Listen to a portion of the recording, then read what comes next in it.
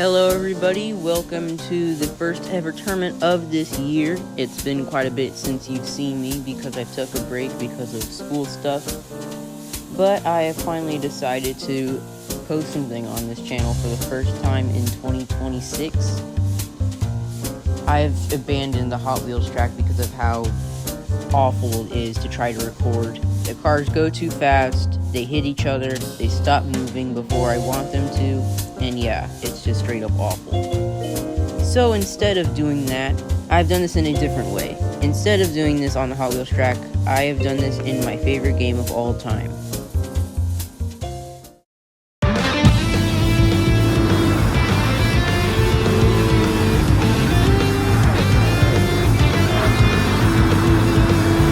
That's right everybody, we will be doing this tournament in my favorite game of all time, Gran Turismo 7.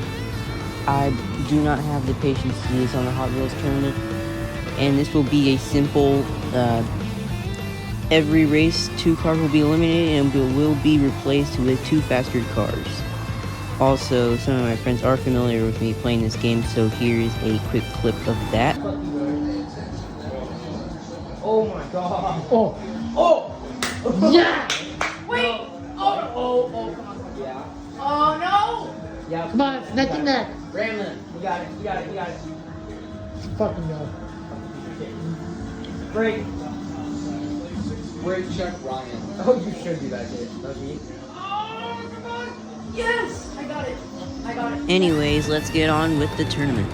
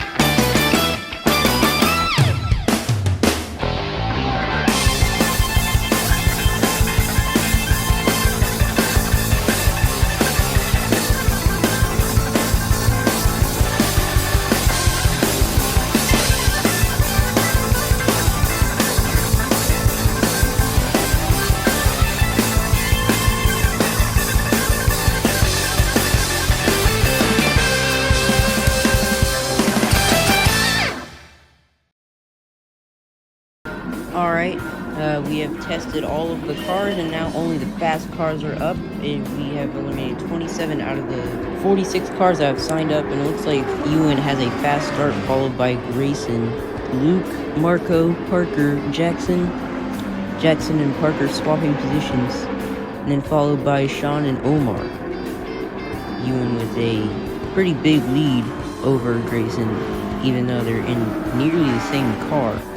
While at the back at the end of the race, we have Ryan in the Volkswagen Beetle and Heidi in the BMW M3, which will be placing 18th and 19th in the tournament.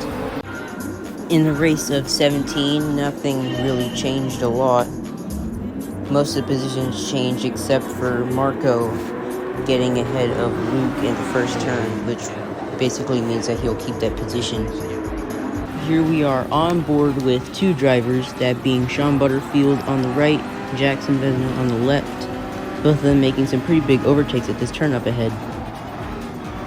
Look at that. Jackson got ahead of both Parker and Omar, while Sean only got ahead of Omar, placing them in 5th and 7th place.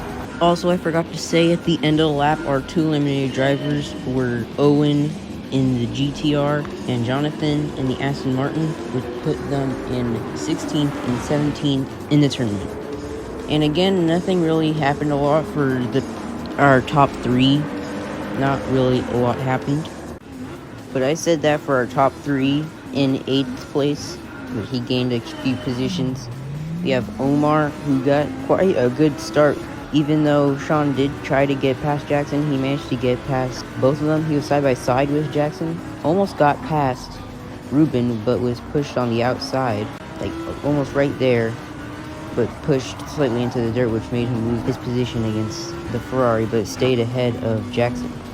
And to the surprise of nobody, Ewan manages to get his 3rd win in a row, with Grayson in 2nd and Marco in 3rd. Somehow Jackson managed to lose a position to Sean. I don't know what happened, but whatever. Also, our two eliminated drivers were Milo in the Aston Martin DBR9 and Sar in the BMW Z4. Once again, not really a close race, and at the front in our round of 13, it was kind of boring. Pretty much the positions stayed the same, except for the beginning where Parker almost got ahead of Marco, but pretty much just the same. And here we have the exact opposite of boring. We have this battle for P7 between me, Sean Butterfield, and Jackson going side by side in the chicane. They've been battling basically the whole race for that position. Jackson doesn't have a lot of acceleration and gets passed by Sean in the straightaway. But then Austin has one of the coolest last minute passes that I've ever seen. Here we are on board with Austin in that final second pass, but look at this turn. The last second he has, he uses it to just get barely ahead of Jackson. It was insane. Also, the two drivers that finished last in the race were Lucas in the Mercedes and Nico in the Ford GT. And also, that was probably the last entertaining race. Now all the races have been just kind of boring and hasn't been a lot of position changing. Race after race after race, nothing happened, and before I knew it, it was the final race between 3 of the fastest cars, and again, nothing really happened. Actually, there was one part in the second lap where Grayson forgot to brake and started going into the grass and lost his second place position to Marco, and that was basically the only noteworthy thing that happened this race. So yeah, then it's the final lap. Marco stays ahead of Grayson and gets 2nd and 3rd place in the competition. But the driver who won overall, and it really wasn't even close in the slightest, was Ewan in the Ford GT LN Spec 2 race car. He led every single lap, and it really wasn't even close to see if he actually won. And it was pretty mediocre to see him win, but I guess that happens sometimes. So yep, that was the entire tournament. It was kind of mediocre that the guy in first won the entire tournament, but whatever. I got to see people battle it out for first place, even though they didn't have it for long because they immediately got sent to the second row.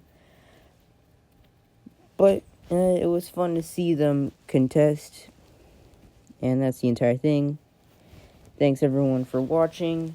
My name's Sean. You've watched the Godzilla Gamer Diecast Racing Series Gran Turismo GT3 tournament.